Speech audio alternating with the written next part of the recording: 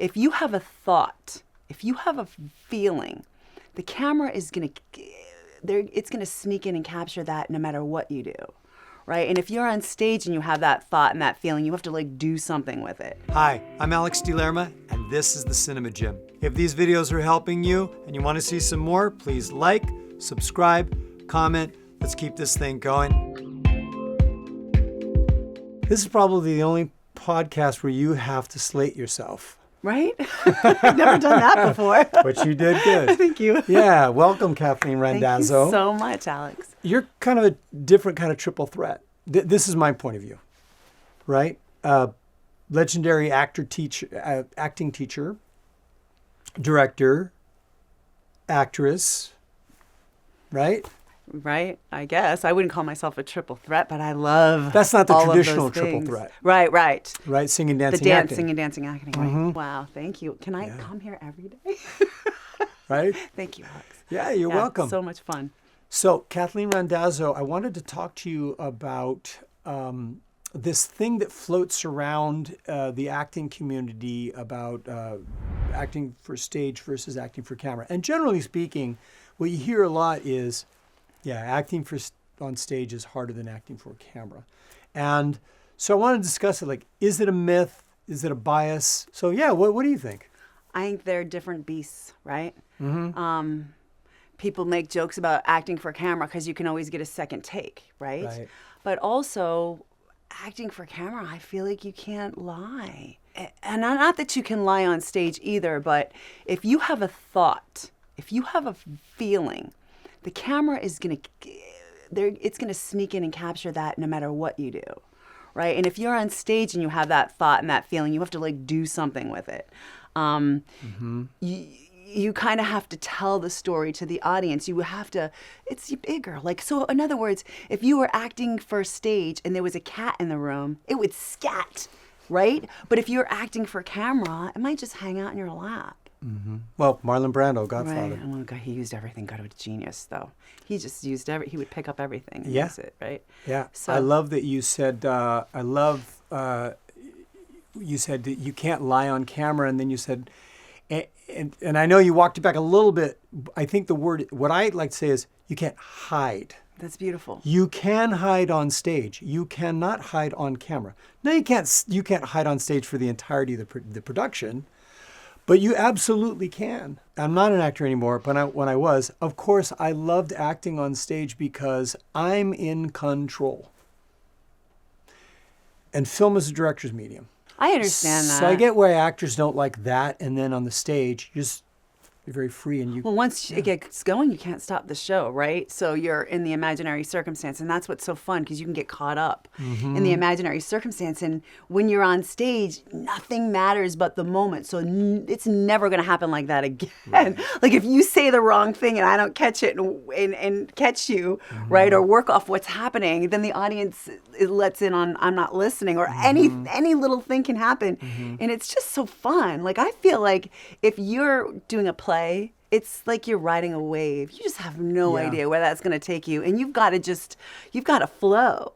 But also I've had the privilege of working with directors that are like, well, what is your take? Why don't you give me one of yours? Or just like you're so open to what's your thoughts. And if you're a collaborative director, I did a short film called Promise.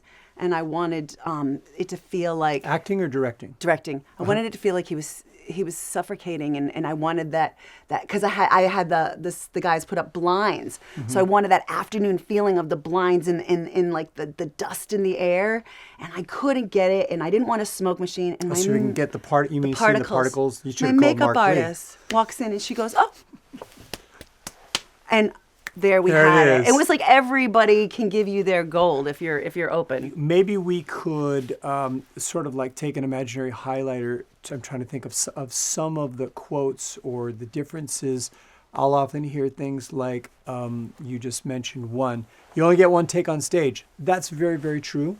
And you get multiple takes on camera. But I think the closest that you can, for me, for acting, the closest that you can get to really, really, really, really getting into a authentic, organic places where I don't have to project my voice.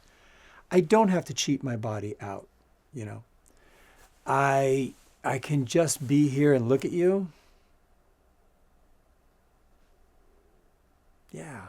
You know, and they're going to see, you Everything. know, the love and respect that I have for you. You know. And you don't have to What an say or amazing do woman. anything. You don't have to say, wow, what a beautiful, powerful, amazing. They're going to see it. That comes through having this amazing, talented, seasoned actor.